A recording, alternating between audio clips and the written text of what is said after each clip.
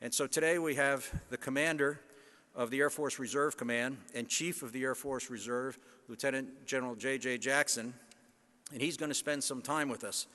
But General Jackson, I want to tell you how much I appreciate the fact that you had your all-call here with all your officers and commanders. It just goes to show how we can all participate together and make this organization even better. And so he has been primarily a fighter guy, flying F-4s and F-16s in his earlier career. He's now flying the mighty KC-135R. And I will tell you that after last year's stint with us at ATA, he became a lifetime member of the Airlift Tanker Association. So we appreciate that. So ladies and gentlemen, without further ado, Lieutenant General J.J. Jackson. You can't touch this. You can't touch this. You can't touch this. You can't touch this. All right, gang, this fell apart. So I'm going to leave it up here real quick. You tell me if you can't hear me, okay?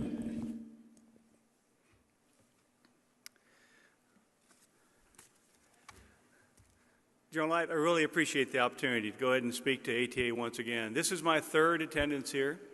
And General Light kind of let a couple things out of the bag, you know. I'm kind of late to the family, you know. The bottom line is that I don't have a young fighter pilot picture like General McDew had in his speech, and you wouldn't recognize me anyway. I had a bunch of hair back then, all right? But the takeaway is that I have flown multiple weapon systems, but I've flown more in the KC-135 and have more time in the MAF community than any other weapon system. I'm very, very proud of that. I started my career as a young lieutenant, just like most of us did here, going to the Air Force Academy, figuring out what I wanted to do with my life. Was fortunate enough to go to pilot training at Reese Air Force Base, and then start my career in the mighty Phantom, the F-4. How many folks have actually seen or know what a Phantom looks like? Thank you. That's great, because that just kind of reveals where I started in this career, in this Air Force. But I tell you, you remember when you're at pilot training and they're teaching you how to wiggle your toes and all the kind of stuff when you're flying formation in T-37s? And then you go into T-38s and you get kind of decent at it, but you're not really good at flying formation anymore. And then, of course, I went into the F-4, and I used those same tools to make sure I didn't be nervous when I was flying formation off my flight lead. And then I got to Seymour Johnson. And Seymour Johnson, if you're not familiar, back then, back in the 80s, we used to have what was called crested cap or reforger exercises. And that was when, you know, the big bad Soviet Union was still there.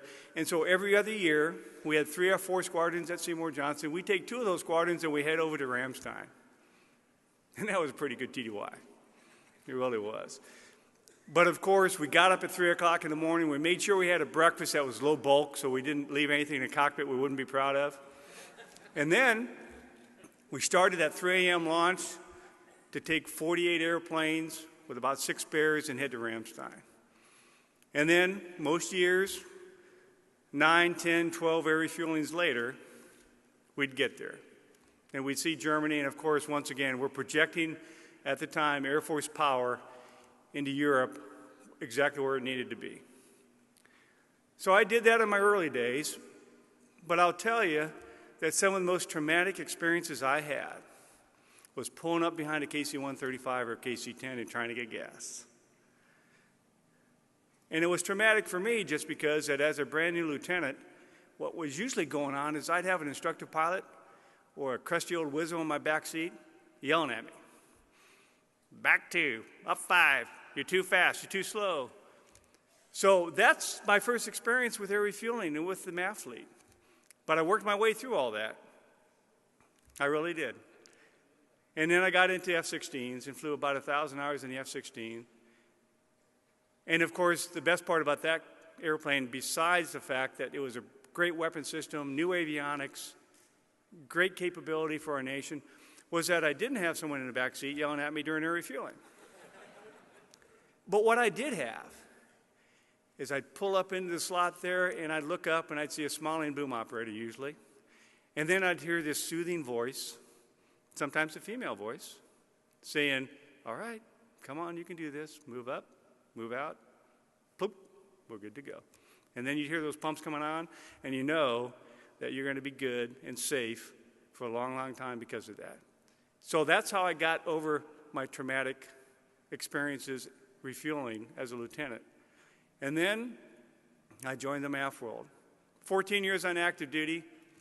The best assignment I ever had was in Hawaii, where I met my wife, Barbara. Absolutely the best assignment on the PAC-FIG team. And then transitioned from active duty into the Air Force Reserve at Tinker in the 507th Fighter Wing. And they had some beautiful F-16s. And they hired me to be an instructor pilot and evaluator there. And then one day we walked down the ramp, and we were told our F-16s were going to the boneyard, kind of similar to what's going on with some of our 130s now. And we had 9 KC-135Rs on the ramp. And so it's kind of funny because I get a lot of questions over the years about, wow, all you fighter guys converting to 135s, was that hard? And I got to be honest with you, no, it was not. Because you have to remember that every squadron has an identity and has great teamwork. But in a reserve squadron, most of those folks who are operating those jets are airline pilots. So they're used to what's going on in a Boeing type of equipment. And I'll tell you, probably the most exciting thing was the first cross-country in a KC-135. We used to be able to go to the East Coast if we were lucky, and now we're going to Kadena, all right? So we had great teamwork. We had a great organization. We stood up that tanker unit well before it was supposed to be. We got an excellent on the ROI, and that's how I was inducted into the MAF family. So thank you very much for everything that has occurred since then in 22 years of service in this Air Force. And thank you very much for everything you do. And we're going to talk just a little bit about how we're focused on the future for the Air Force Reserve and the Command and also the Air Force Reserve component. But once again, General McDough, I stole a page out of your playbook. I've got a hero video, and I'm going to play it right now. So if we could roll that, please.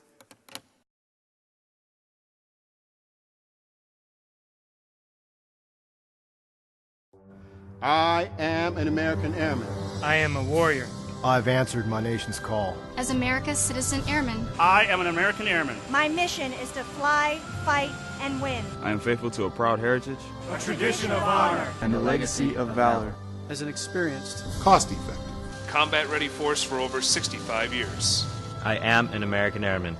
Guardian of freedom and justice. My nation's sword and shield. Its sentry and avenger. I defend my country with my life. We're civilian bankers. health professionals, Manufacturers. Business owners. We're civilian homemakers. I am an American airman.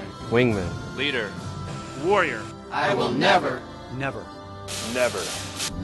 Leave an airman behind. I will never falter. And I will not fail. United States Air Force Reserve. stationed locally, Serving globally.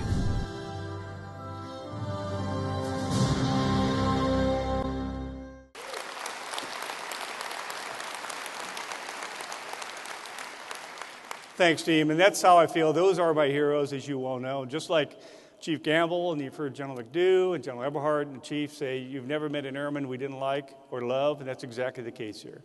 I'm very proud of these 70,000 citizen airmen and what we bring to the fight every day. And we're just going to talk a little bit about that. So some of you have maybe seen this picture before, the Chief's brief, you know. The Secretary wasn't here, but as we go down the list of speakers, the real good news is I am almost as far removed from the Chief of Staff as you can get. So General Eberhardt, we won the lottery this time, so we got the Chief on the far left-hand side, and you and I are as far away as we can make it so we can actually have a good conversation with these folks. Because as you know, the Chief is a great speaker, absolutely a great speaker. But General McDough, I'll put you as a number 2. You had a great speech yesterday, so I don't want to be too close to you anymore either. But you may have seen Secretary James, or heard Secretary James speak a few things in the recent past about reinventing the aerospace nation in some of her talking points. And this is exactly what she's talking about, right?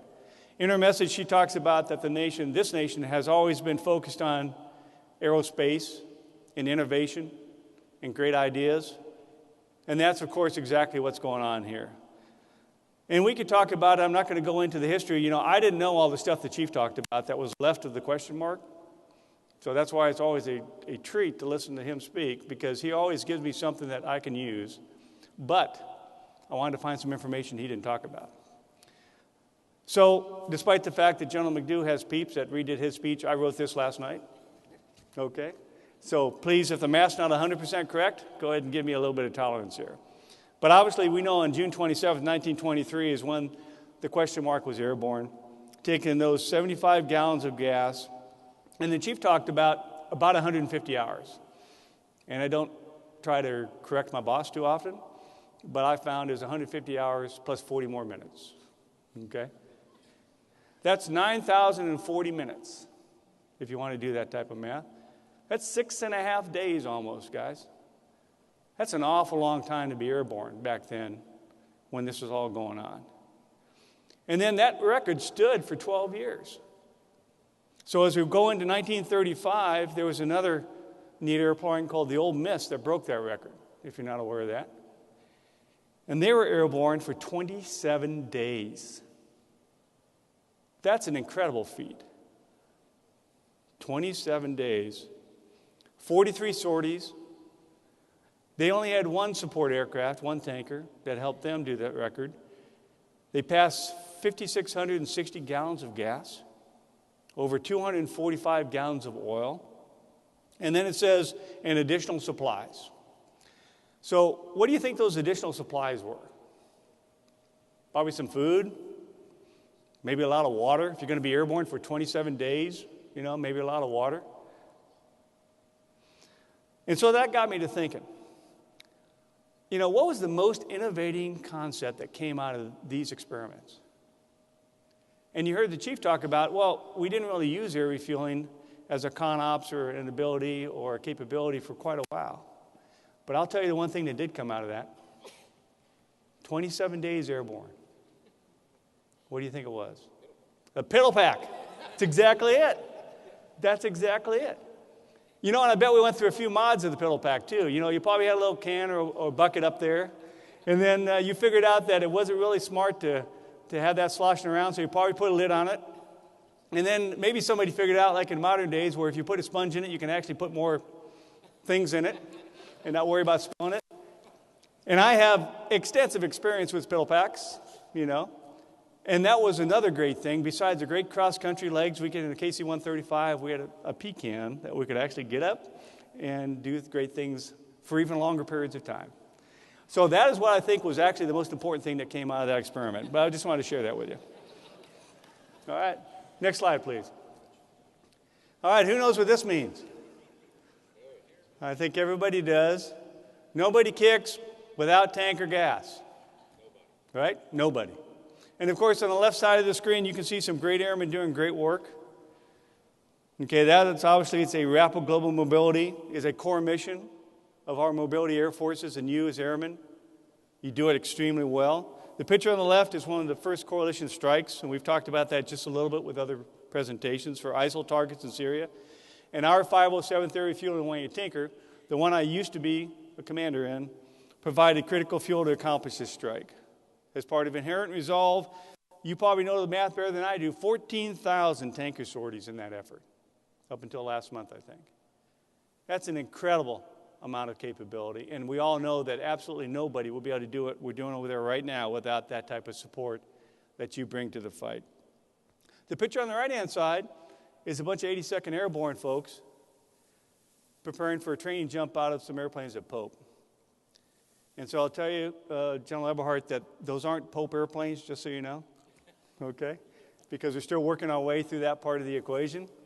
And in fact, the 82nd Airborne, I'm supposed to go visit him in the near future, according to the chief, and make sure I know exactly what he's thinking as we do our study for the airframes at Pope. But the bottom line is, the other services, do exactly what we do, exactly what needs to be done for all the other services to provide that capability for the nation. Every airlift, every airdrop, every aeromedical evacuation sortie, every flight and refueling flight mission keeps us combat ready. And we're all trained and equipped and inspected to the same level across all three components. And Sid talked about that just a little bit. And that is a conscious decision by your Air Force leadership. The chief, the secretary, and the Congress, to be honest, gives us funding to three components so that we can do exactly what we do as a total force, and nobody does it better. So I want to thank you very much for doing that. It's important that we all have to be ready because history has shown us that there will always be another threat or disaster. And those events create a demand for capacity and capability that we can't always have within our force structure full-time like we may want to. The chief talks about the risk being the difference between capacity and requirements. And we all know requirements are not going down. And our Air Force is too small. And that's where your Air Force Reserve and your reserve component comes in to make sure that we all stay ready to conduct the mission and we provide what the nation needs for our defense. Next slide. So one of those, obviously, is the emerging threats. And General McDoug did a great job of talking about the Ebola and what happened this past year. So I'm not going to go back onto that very much, except to say that it was a big deal. What we did in this room and in this enterprise was a big deal. In Operation United Assistance, the U.S. military was tasked to deliver medical and humanitarian supplies, and within the first 12 hours, the first Air Force Reserve crews and active duty crews were in the fight. Within the first month, mobility crews from across the components had flown more than 200 sorties. 600 passengers were moved and delivered, and nearly 2,000 short tons of provisions in the first month alone. And of course, AFRC, Air Force Reserve Command, has proud been conducting those operations and providing 60% of the aeromedical evacuation requirements during that timeline. Your actions, your mobility actions saved countless lives and helped contain that epidemic. And General McDough said it kind of roundabout way, but you know, you're superheroes because you saved the world.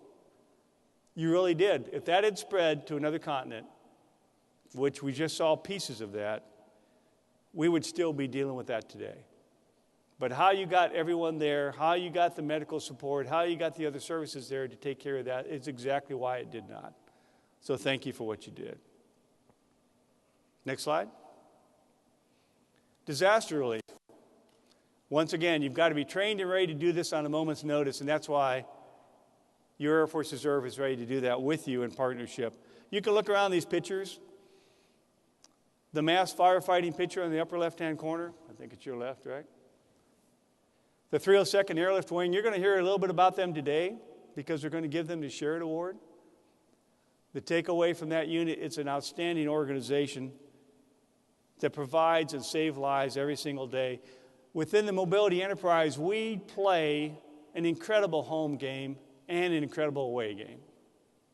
And of course, the firefighting mission is just one of those examples. Did you know there's over 100,000 wildfires per year? And that it burns up over 1.6 to maybe 2 million acres every single year. And that obviously every one of those could be a life lost due to the fact that that raging fire burns and destroys millions upon millions of dollars worth of property every single year. And our mobility forces make sure that doesn't happen. The other home game, and we're all familiar with it, it's Hurricane Sandy, that's down there. The 403rd Hurricane Hunters, which once again is one of our Air Force Reserve Command wings down at Keystone, does a great job in that mission set. And of course, that's not the only mission set. They're combat coded, they do great work for TRANSCOM, for the combat commanders also, but when the hurricane season isn't 12 months a year, once again, why would you want to pay for a full-time manning and training requirement when you could do that within the reserve component like you do at the 403rd and use it when you need it, pay for it when you use it, and then allow you to go ahead and put it back on the shelf when you don't need it. Sandy, once again, we transported all those power carts from California up to New Jersey to make sure that that was taken care of. And of course, that was a great partnership between TRANSCOM, Air Mobility Command, and Air Force Reserve Command at the time. We've got a picture of Nepal up there. Once again, that was April and May, the two largest earthquakes that have ever been seen. 7.8, 7.3. 9,000 killed, 21,000 injured. And the mobility forces were there right from the very start. The value of our military is capable of responding to natural disasters worldwide cannot be understated. And you save lives every single day. All these disasters were different, but all benefited from the skill of our air crews within this room, the devotion of our load masters, and the dedication of all of our maintenance crews. You stand ready to respond to national disasters every single day here and overseas, home and away, and we appreciate that very much. Next slide. But sometimes you don't really know how much of an impact you made. So I'm going to give you just a real brief story. 2005, Haiti's happening. That's Staff Sergeant Mike Maroney, deployed down there as part of the rescue teams to help out with Katrina in Haiti. This was Katrina. I said Haiti. This is actually Katrina where he was down there, down south. After a week and a half of being really depressed because of all the death and devastation and damage he had seen, he felt detached and depressed, but he was uplifted because he rescued this little girl, Lashade Brown, and saved her life.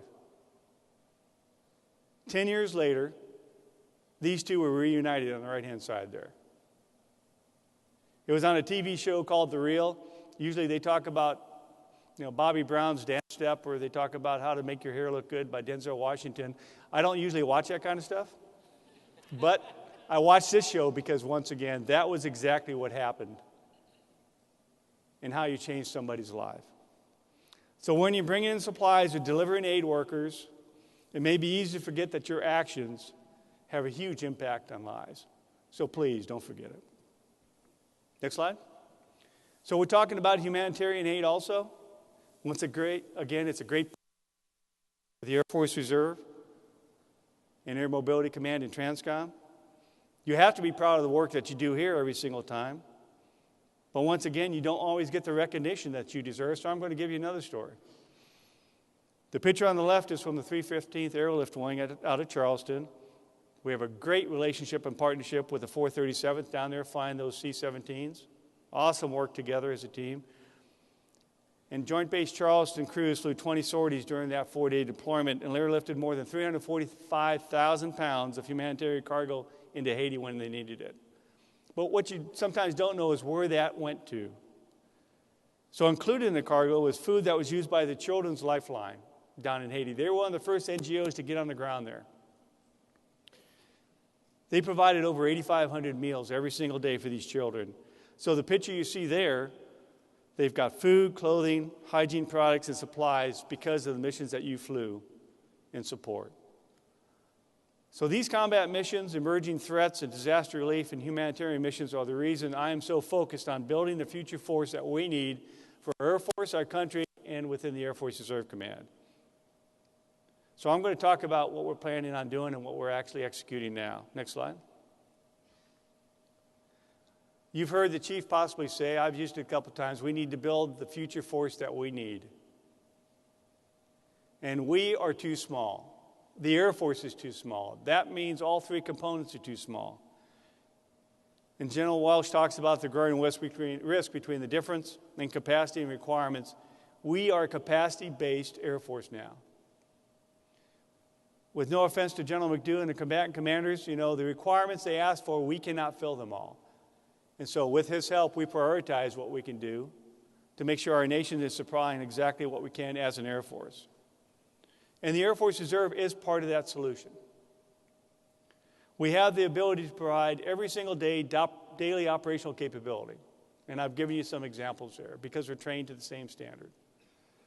We also provide strategic depth and surge capacity when the nation needs it. So those are the three bins that we kind of have to decide as an Air Force. Okay, what do we want? What do we need? And what can we actually afford? So I know you've all heard about the HVAs and everything that's going underway and the work that's being done up in the Pentagon with TFC in partnership with Air Mobility Command, Air Force Reserve Command. So we're working through all those pieces. But we have to come up with some solutions, and I think we can. To help with that, we're developing opportunities and new mission sets. If you haven't read the bosses, General Welsh's Air Force ConOps, or strategic planning documents, I'd ask you to do that because they're not very big. They won't put you to sleep.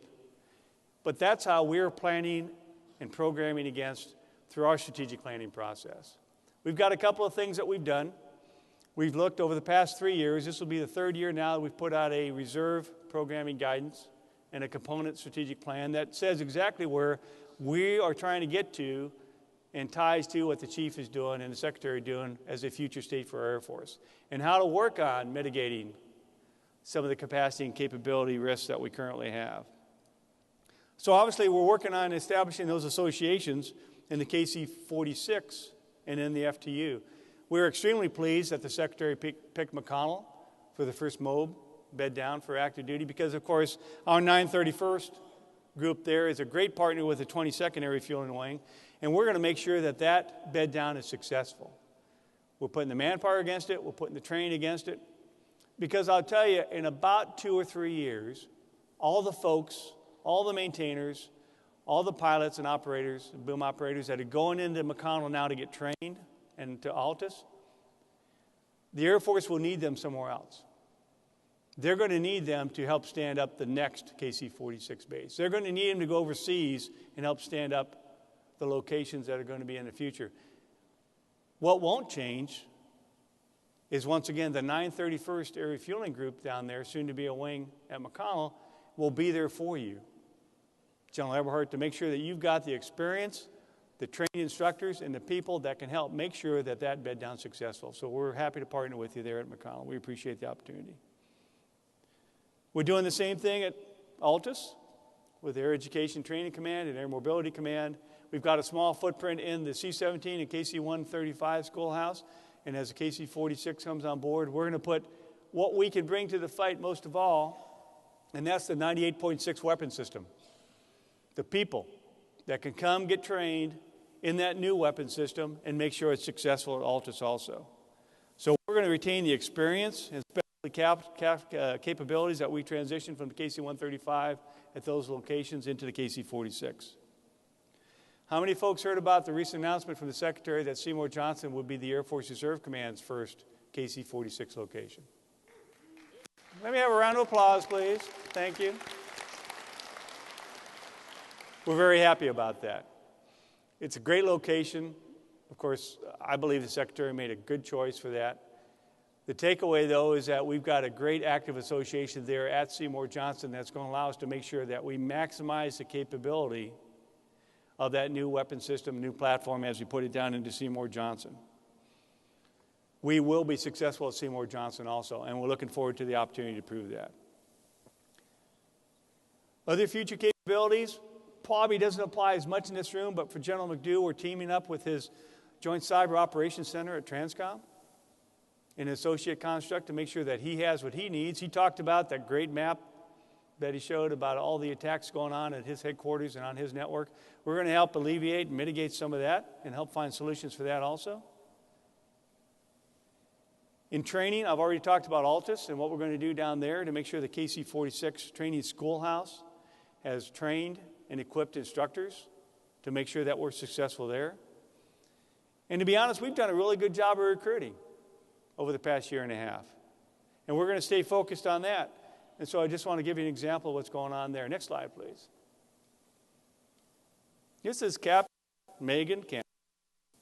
She flies C-5s. Thank you. The 349th Air Mobility Wing at Travis. She was a natural fit for the AFR and for AFRC.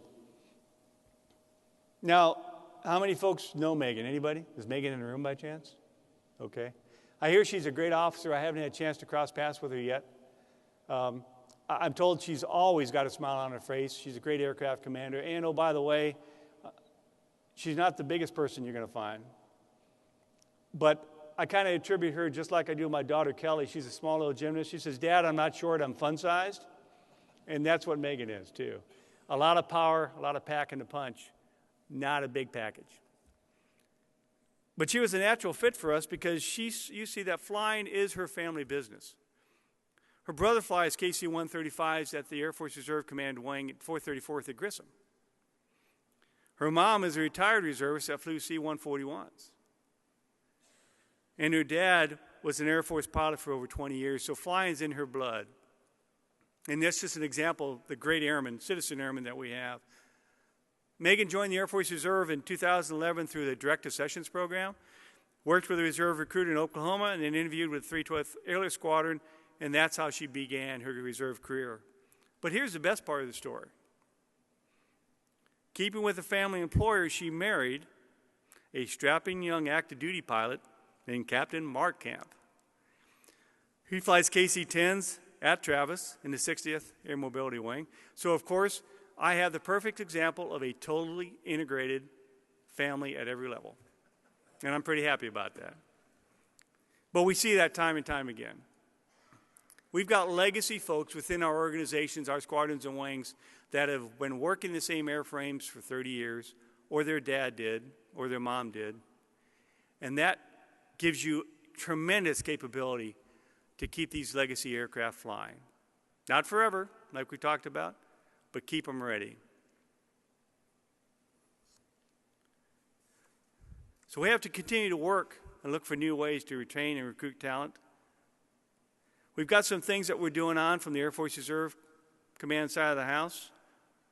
We talked about innovative accession models. We're going to bring in folks, particularly in the cyber realm, that even though they've got their certificates outside and other people's money was used to buy them, i.e. OPM, that we can bring them directly into the Air Force, maybe up to 3 years early. We've got approval from the Secretary and the Chief to do that type of work. So we're going to be the beta test for that within the Air Force Reserve to make sure we can get cyber warriors and keep them. We're doing direct accessions from ROTC now. I told the bosses that I needed the ability to reach into that pool and make sure that if there's a cadet at a university that didn't have the opportunity to serve and they're ready, capable, and want to serve, that we would like to gain them into the Air Force Reserve. So we're doing that right now, both going to pilot training and also on other critical skills that we need within the Air Force Reserve Command. We're working some partnerships with industry. We've called in a few of the airlines because, as you're probably aware, most of our operators, most of our pilots are airline pilots in their day job. And so we've got some really good conversations going on there that we think can be beneficial to both the air carriers and to the Air Force when it comes to retaining talent and offering that talent some opportunities in the future. Next slide. So besides building the future force, the other focus that I've got to share with you within our command and our component is the requirement to modernize and recapitalize. I'm not sure if you're familiar with the National Guard and Reserve Equipment Appropriation, but that was something that was put in place decades ago. And it's an appropriation from Congress that goes on top of the Air Force Total Obligation Authority. So it doesn't mean that there's any money coming away from the Air Force. It's actually additive that the Congress adds to allow the Guard and Reserve to make sure that we are combat capable and ready with the airframes that we have and that we're flying at the time. You heard General Clark talk a little bit about what we do at the Air National Guard Air Force Reserve Test Center down in Tucson. And I'm very proud of the work we do there. And of course, it's only because the partners within this room, the industry partners, give us the off-the-shelf equipment, give us the people to help us test it, and allow us to play with their toys so we can bring up the next technology and find ways to integrating that type into legacy systems mostly. But on the Combat Air Forces side, we've seen it on other aircraft also that can be used every single day by our Air Force and make a difference. This is a KC-135. That is one of the oldest ones in the inventory. Tail number 71437, delivered in August of 1958. I won't go into all the stories that we've heard about these legacy systems and how flying it can be sometimes part of a struggle, but I'll just say that I'm very proud of the Air Force Reserve Command members and the active duty associate members that do this every day to keep these aircraft airborne. Give yourself a round of applause, please.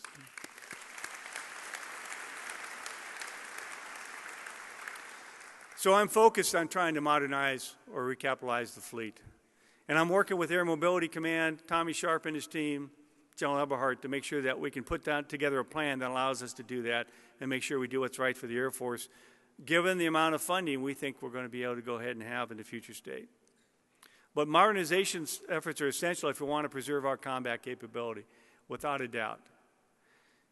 And it's not enough to recruit great talent and have modern aircraft if we're not taking care of our airmen. So next slide. I'll take the next slide. There we go. So I mentioned that we're talking about rated force management. That is a solution that we have to come to as three components. We stood up the Total Force Aircrew Management Office in the Air Force A3, and I'm very happy to say we've seen some progress on that front. We're a catcher's mitt for talent, and I'll give you just a few different examples on that. We view our citizen airmen as being our most valued asset, and without their continued dedication and service, because they can walk with their feet, they wouldn't be here today, so we want to make sure that we take care of them and their families. In order to recapitalize that, I say that we're a catcher's mitt for talent. Last year, we basically gained 68% prior service members within the Air Force Reserve during our accessions process. The year before that is 65%. Every single one of you in this room, no matter who puts you in BMT, whether it's the active duty, guard, or reserve, at about a 6-year point, we spent about $500,000 on you. Lots of money. And if you're a multi-zippered sun god, okay, and you went to pilot training or went to follow-on training in an aircraft, you're worth over $1.5 million at that same point. So we've got to come up with solutions on how we can retain aviators, rated members, and maintainers within our Air Force, and we're working hard to do that. More importantly, we retain and value that experience and knowledge that you bring when you transition from the active component to the Air Force Reserve. I'm trying to find some ways that we can actually make better use of that time and how we can make that transition easier, and you've probably heard some discussions about that, and we're making progress on that. Progress on making the scrolling process shorter, moving the approval levels to gain an active duty airman directly into the Air Force Reserve without having to go ahead and go through that arduous process. A better process to hire them as Air Reserve technicians when they're looking to come on full time. We're making progress in that, but we won't stop working on it. Next slide. This is probably the most important slide I'm going to show you. I'm going to spend just a little bit of time on it. As an Air Force Reserve, we have some unique challenges. We've got 60 different locations, about 40 different wings, but we only own 9 bases as a command. So that means within this room right here, we've got a huge number of host active duty locations that you supply and support our people. And we appreciate that very much. But you can't do everything for us because most of our folks, even if you're at Charleston or McCord or someplace where you're on an active duty location, most of our folks don't live within 100 miles of where they're assigned. They commute into that location. So when we're trying to take care of our folks and our family, we've got to do it in a little bit different way than having them come into the Family Service Center. And that's what we're focused on to make sure that we can accomplish that.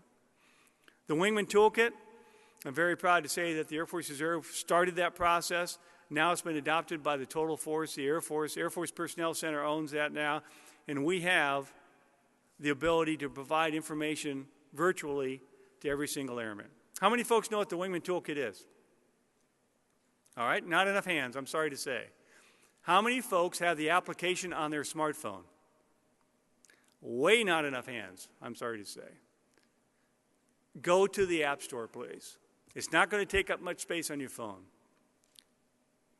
But the most important thing about it, my command chief, Chief Kirksey, and I go around to different units, we've had at least a half a dozen folks come up and say that I used that application on my phone because of somebody else that needed help. So the application will take you with a nonstop direct line to the suicide prevention hotline, to the sexual assault hotline, and then one layer down to one source and the myriad of different support agencies and opportunities you have to get the help that you need, but more importantly, to help another wingman, to help another airman. And we've seen that happen. So do me a favor, it won't kill you to do it, but please, get the Wingman Toolkit app on your phone, try it, and I think you won't take it off. It's a huge, huge benefit to our airmen.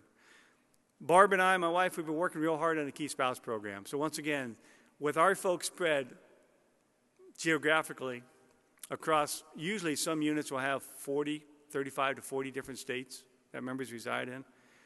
We've had to work really hard in the Key Spouse program. I'm happy to say we've got over 320 Key Spouses across our enterprise now with 40 senior mentors, and we're just growing that number every single day. And then the last part, you may not see it down there, but is the Yellow Ribbon Program. That's a program that was put in place by Congress for the exact reason I talked to you about. Being such a geographically separated force, we cannot get to all of our wingmen and all of our citizen airmen every single day and in the same fashion possibly that active duty can. So the Yellow Ribbon Program's in place. It's doing tremendous work. I'm very happy. We'll get the most bang for the buck, and I want to give you an example of that also. Next slide.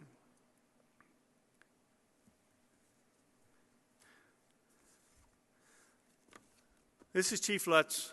He just recently retired, and his wife, Michelle.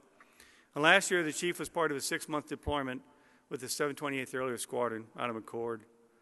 And we've all experienced some of this. The strain of the deployment, had a washing machine that went down, had a car that gave up the ghost.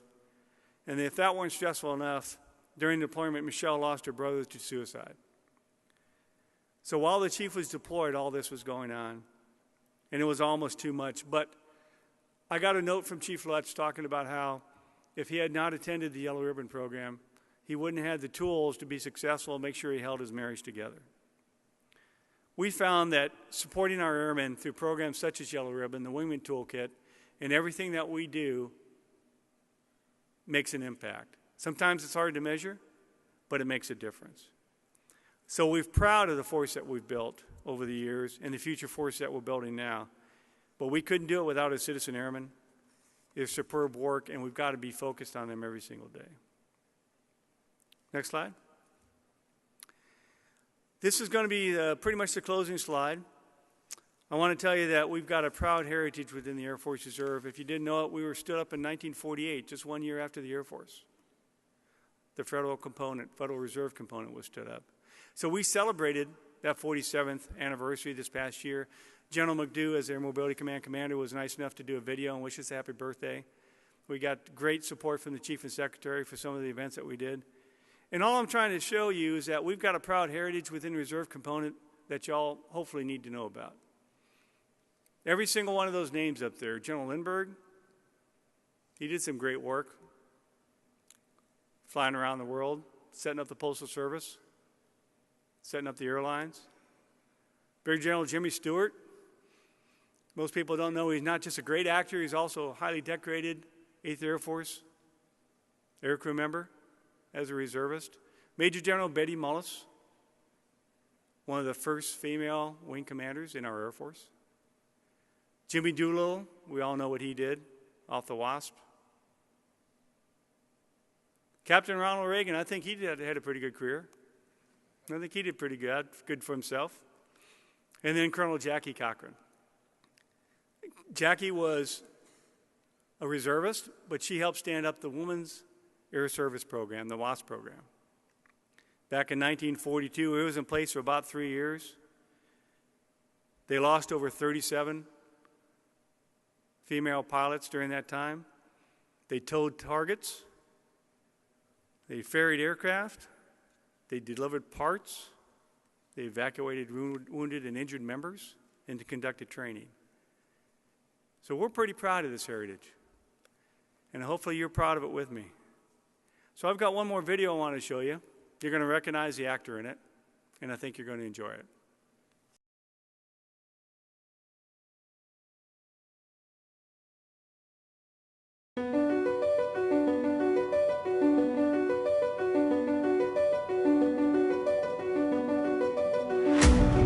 This is your place. This is where you'll serve America best. Your future's in the sky.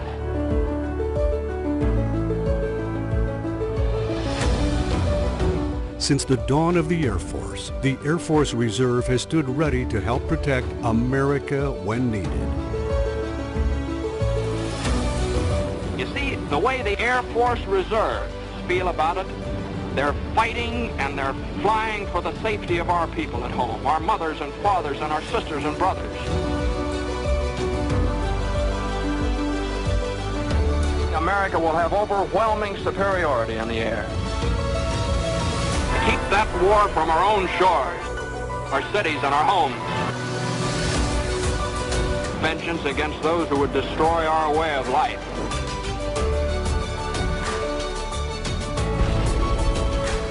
Our 70,000 citizen airmen come from all walks of life. Probably many from your own neighborhood. Who all share a love of country and a passion for service.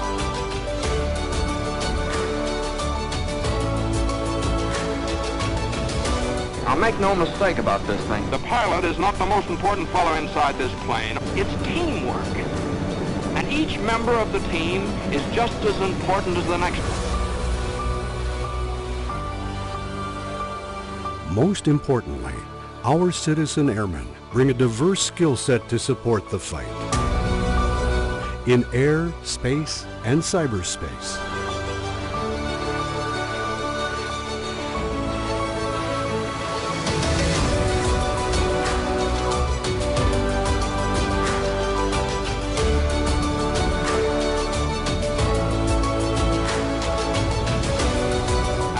We're fighting today and tomorrow and the next day until we win is a war of the air.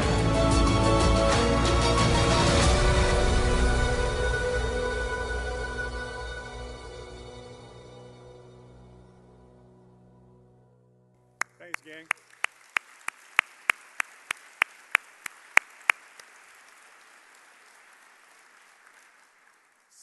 So, Chris, I didn't mean to talk this long. It wasn't intentional. I hopefully have enough time for some questions. The bottom line is thank you very much for your partnership and everything you do as Mobility Air Forces. And I'm proud to be a member of your team. And becoming a life member of ATA, I think I put the final nail in place to be able to actually be a fully fledged member of this organization.